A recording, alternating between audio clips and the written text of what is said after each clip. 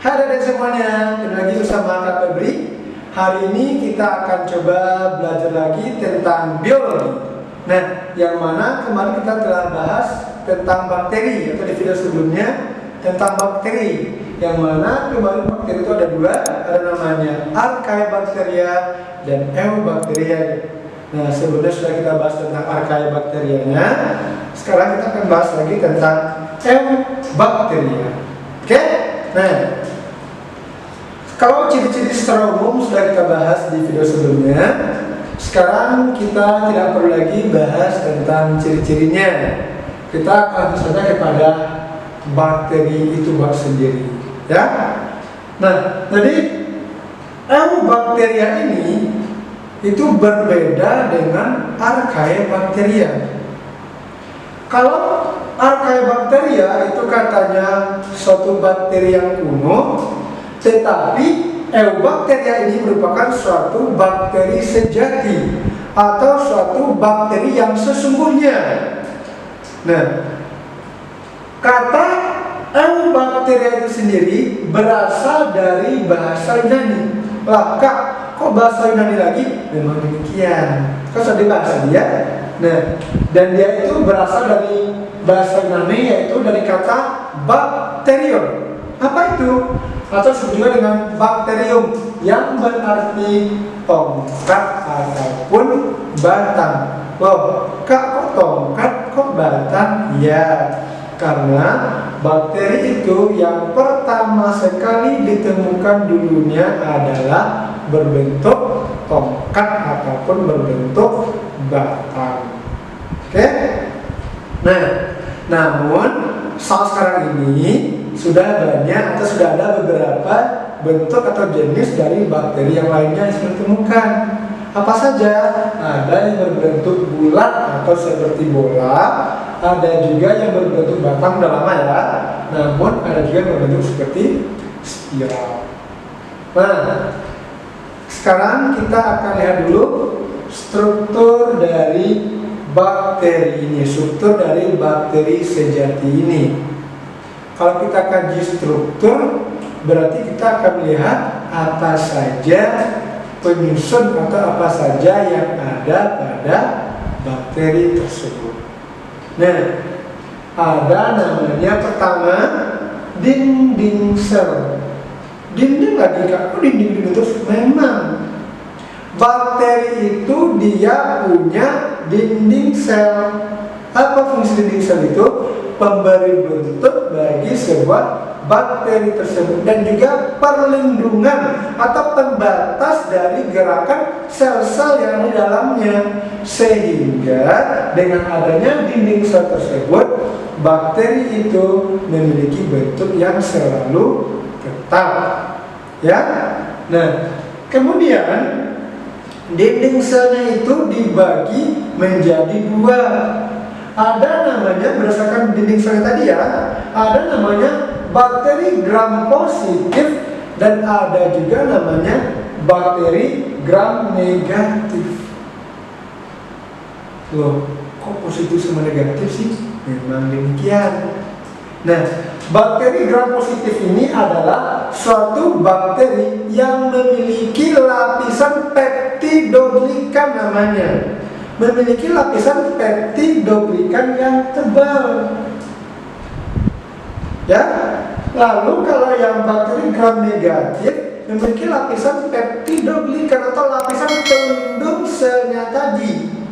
Itu kalau gram positif dia tebal, sedangkan bakteri yang gram negatif adalah dia itu tipis atau rendah di sini. Nah, dia dikelompokkan seperti bakteri gram positif dan gram negatif ini juga berdasarkan warna-warnanya nantinya. Oke? Nah, kemudian struktur yang keduanya adalah membran plasma. Loh, apa fungsi membran plasma? Sebuah membran, kira-kira apa ya? Nah, membran itu kan lapisannya, ya. Nah, membran itu ada yang bersifatnya semi permeabel. Apa itu?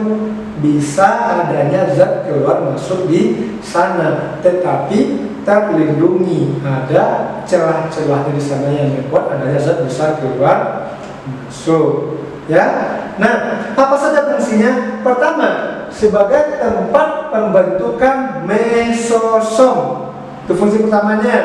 Yang kedua, alat transport elektron dan juga proton.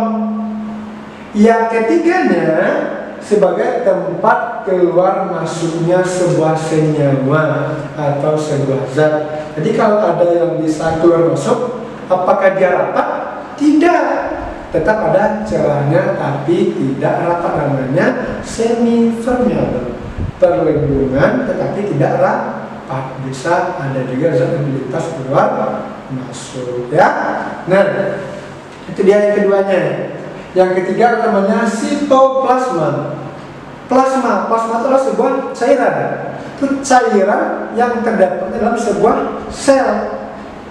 Apa fungsi di sini? Pertama, tempat terjadinya reaksi kimia.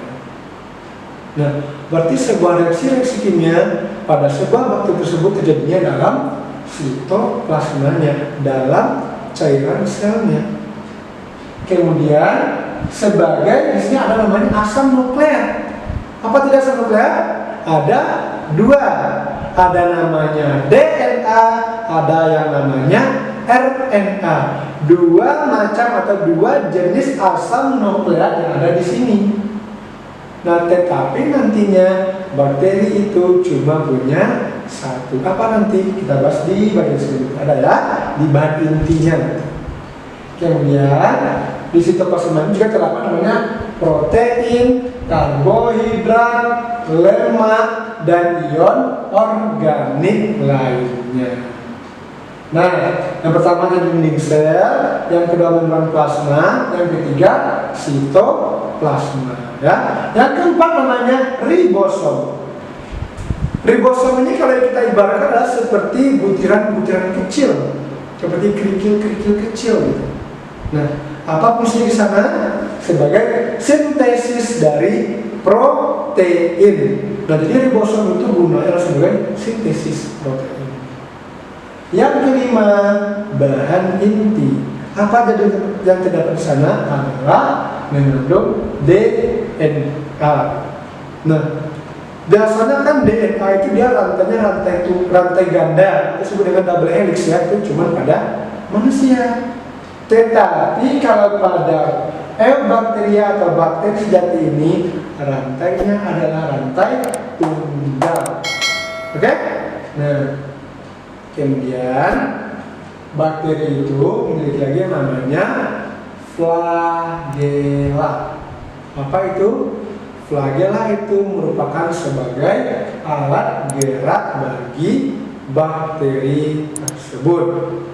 Nah, flagella itu ada 5 macamnya. Ada namanya atrik, monotrik, amfitrik, leucotrik, peritrik. Loh, apa itu? Nah, kalau mau tahu apa itu, kita lihatlah. Coba kita lihat gambar ini ya. Ini gambarnya. Nah, dari gambar ini dapat kita ketahui bahwa atrik itu namanya flagella tadi. Ada kata A di depannya merupakan lawan dari artinya. Berarti dia tidak ada atau tidak memiliki flagella.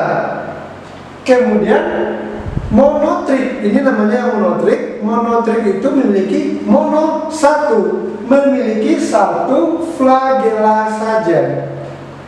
Ketiga, amfitrik itu mempunyai flagella di kedua ujung sisi tubuhnya. Nah, kemudian leucotrik apa? Memiliki sekumpulan flagella pada salah satu bagian tubuhnya. Lalu ada namanya peritrik. Yang peritrik ini memiliki semua flagella, memiliki banyak flagella yang terdapat di sekujur tubuhnya. Ya. Lalu ada lagi namanya fili dan fibrin. Apa bedanya? Fili itu disebut juga sebagai pilus. Apa itu? adalah struktur yang berbentuk seperti rambut-rambut halus yang menonjol dari dinding sel, atau bisa juga dikatakan sebagai silia. Nah, pili ini atau pilus ini dia sangat mirip dengan flagella, tetapi kalau flagella itu panjang seperti cambuk, kalau pili itu halus seperti katakan juga rambut getar. Itu dia pili ya. Nah, lalu ada lagi namanya kapsul. Nah, kapsul ini adalah sebuah lapisan yang berbentuk seperti lendir yang berbentuk padat yang menyelubungi bakteri. Berarti kapsul ini terdapat di luar tubuh dari bakteri tersebut. Nah, lalu apa fungsinya? Pertama, kapsul ini berguna sebagai alat pertahanan dan perlindungan diri bagi bakteri tersebut. Kalau pertahanan perlindungan berarti ancaman ataupun pengaruh yang datang dari luar tubuh bakteri tersebut. Nah, kemudian kapsul ini juga berfungsi sebagai mencegah dari kekeringan. Nah, untuk mencegah agar bakteri tadi tidak terjadinya kekeringan pada dirinya. Lalu sebagai alat untuk melekatkan atau menempelkan tubuh pada inangnya. Apa itu inangnya? Mangsanya nantinya. Itu tempat yang mendapatkan makanan. Kemudian kapsul juga berfungsi sebagai sumber makanan bagi bakteri. Loh, kok kapsulnya jadi sumber makanan bagi dia? Iya, kapan itu? Ketika sumber makanan di tempat tersebut sudah susah, maka kapsul inilah yang akan dia makan sebagai alat pertahanan tubuhnya supaya dia tidak mati. Maka kapsul inilah yang akan dia makan supaya dia bisa bertahan hidup. Ya. Lalu ada lagi namanya kromosom. Klorosom ini dia mengandung pigmen klorofil. Klorofil, tapi kalau klorofil warnanya apa? Ya kalau kita biasanya zat hijau daun ya. Ya benar. Klorofil ini dia akan berguna bagi si bakteri ini untuk melakukan proses fotosintesis. Ya. Nah, lalu ada lagi namanya vakulagas. Nah, tidak semua jenis bakteri memiliki vakulagas. Vakula ini hanya ada pada bakteri yang hidup di air atau bakteri air. Apa fungsinya? Untuk mengambang atau mengapung di atas permukaan air. Loh, untuk apa? Nah, untuk supaya dari bakteri ini bisa untuk melakukan fotosintesis. Ya. Kemudian lagi namanya endospora, yaitu merupakan bentuk istirahat bagi bakteri itu saat keadaan tadi tidak menguntungkan. Nah, jadi ketika suasana sana tidak menguntungkan bagi dia, bakteri itu akan bentuk endosporanya, itu dia berupa kapsul tadi. Dia akan melakukan pertahanan diri di sana. Ketika sudah habis sekali, memang sudah susah dia hidup sana, baru itu jadi pertahanan akhirnya akan dia. Ya, lalu ada lagi bentuk-bentuk bakteri. Nah, bakteri ini memiliki bentuk-bentuk yang sangat beragam sekali berdasarkan ukuran dari bakteri itu sendiri. Yang pertama ada namanya yang berbentuk bakteri kokus.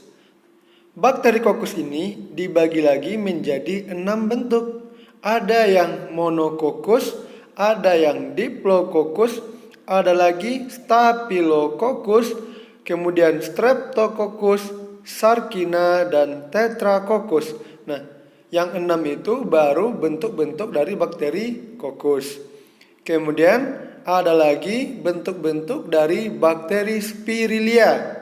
Ada dikelompokkan menjadi 3 macam lagi. Ada yang namanya spiral, ada vibrio, ada juga spiroseta. Lalu bentuk-bentuk bakteri yang ketiga ada namanya berbentuk seperti basil. Kalau yang berbentuk seperti basil ini, mereka dibagi menjadi 3 bagian lagi. Ada yang monobasil, ada yang diplobasil, dan ada juga yang streptobacil. Oke?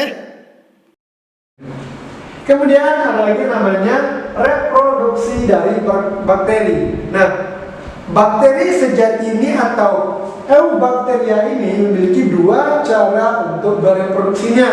Ada secara seksual, ada juga secara aseksual. Nah, beginilah cara perkembangbiakan dari bakteri tersebut.